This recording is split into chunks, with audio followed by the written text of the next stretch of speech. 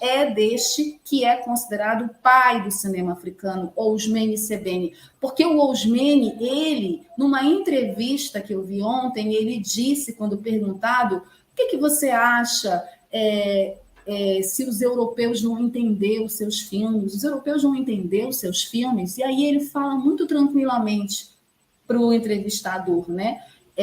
Eu não me importo. Eu não me importo se os europeus não entenderem meus filmes. Se o meu povo entender os meus filmes, eu vou ficar feliz porque eu não me importo com o eurocentrismo. E aí ele vai discorrer, né, sobre esse termo, né, que é uma crítica também que ele faz no Garota Negra. Esse olhar eurocêntrico, esse olhar tendo a Europa como o centro, né, das coisas, de um modelo padrão, né? Então, pode ter um estranhamento nos filmes do Ousmane Sembène, nos filmes africanos, e é bom ter esse estranhamento, porque é uma outra forma de contar histórias. E era isso que o Ousmane Sembène fazia, e é ele o nosso homenageado no perfil, que o chileno vai colocar agora, a imagem desse homem, que sempre estava com um cachimbo na boca, né, que é o símbolo dele. Era um homem lindo, gente, faleceu em 2007. Era um homem lindo, inteligentíssimo e considerado o pai do cinema africano. Ousmane Sembène, ele é do Senegal, nasceu em Casamance em 1º de janeiro de 1923 e faleceu em Dakar, a cidade onde é a personagem da Ibicine, em Garota Negra, Senegal, em 9 de junho de 2007. Frequentemente tem o seu nome escrito em estilo francês, né? Os franceses, eles botam o Sembène na frente do Ousmane, mas eu falo Ousmane Sembène como era que ele se apresentava, né? Como ele se apresentava. Ele foi um diretor de filmes senegalês, mas além disso ele foi produtor e escritor. Ele frequentou a escola até os 14 anos, passando depois por várias profissões. Ele foi pescador, mecânico, pedreiro e militar. Participou de campanhas na Itália e na França contra o fascismo e o nazismo. Ele era um antifascista. Olha aí, Otto. Ao fim da Segunda Guerra, trabalhou em Marsella, na França, como estivador, passando logo a ativista sindical. Ele também era um ativista militante.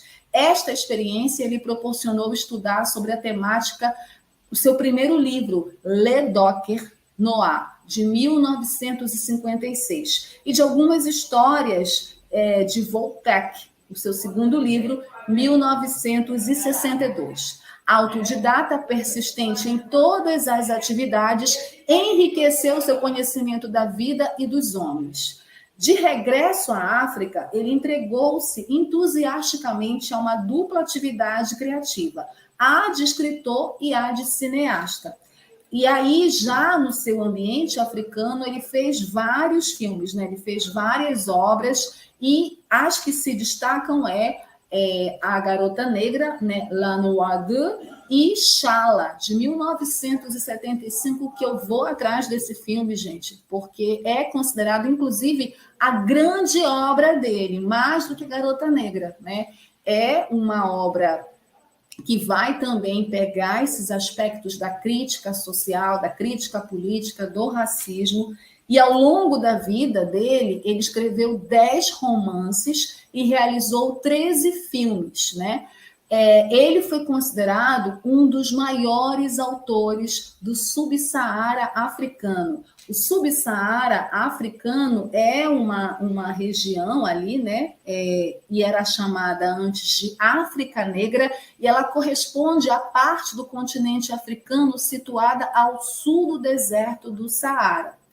E é frequentemente denominado, como eu falei, o pai do cinema africano, porque foi ele que conseguiu consolidar o cinema africano com destaque na Europa e Estados Unidos.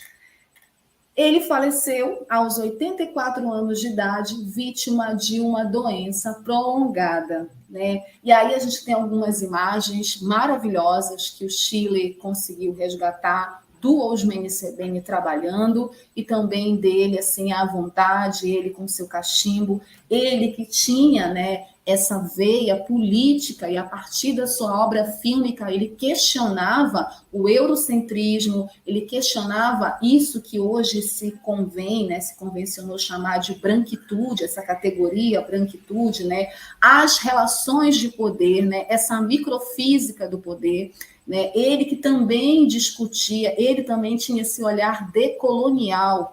Então, por isso que ele diz que ele não se importava com o eurocentrismo, não se importava se os europeus não fossem entender seus filmes, porque ele não estava preocupado com o olhar branco sobre a sua obra, ele estava preocupado em dialogar com o povo africano, né? Com o seu povo, com aqueles historicamente oprimidos pelo sistema capitalista e pelo racismo. E é para esse povo que ele constrói as suas histórias, que ele conta as histórias, que ele recorta histórias do seu país e desse continente africano imenso e diverso. Ousmane Sebene é objeto de estudo, né? Assim, eu já fiquei obcecada de estudar, de ver outros filmes dele para entender esse olhar e para entender onde está o cinema africano agora. Por quê? Que ele ainda não consegue esse destaque, né? E aí é uma pergunta, vocês podem comentar sobre isso e podem discordar também. Mas por que o cinema africano ainda não consegue esse destaque como outros cinemas, por exemplo, como o cinema asiático, né? Ou como o cinema iraniano? A gente não, e não é por falta de diretores e cineastas, mas o Ousmane Sebene, por exemplo, ele ainda é pouco conhecido. Ele faleceu em 2007. E outros cineastas africanos também são pouco conhecidos. E é difícil a gente ter acesso a essas obras. Então, por que isso ainda acontece? Né? Eu tenho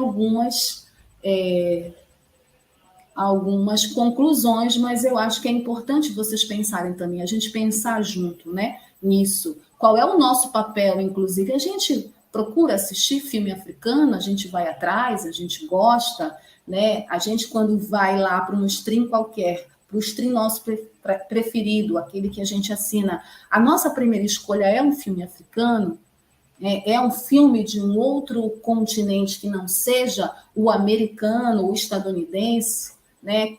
Como é o nosso movimento também decolonial? Como é esse olhar nosso decolonial? Ou ele não existe? Eu acho que são perguntas que ficam aí para a gente refletir mais do que a gente responder, certo? E para mim foi uma satisfação, uma alegria falar do Ousmane Sebene, falar do cinema africano, falar de Garota Negra, em alusão ao 25 de maio, aqui no Cinema Livre para vocês. Acompanhe a programação da Web Rádio Censura Livre no site www.clwebradio.com, no aplicativo exclusivo para ouvir rádio no celular, tablet e Smart TV. A emissora também está no Radiosnet, um dos maiores aplicativos para esta finalidade, na nossa página no Facebook e no canal da emissora no YouTube. Acesse o nosso canal escrevendo youtube.com/c/censura livre, tudo junto. Inscreva-se no canal e acione o sininho para receber as notificações de novos vídeos. Web Rádio Censura Livre, a voz da classe trabalhadora.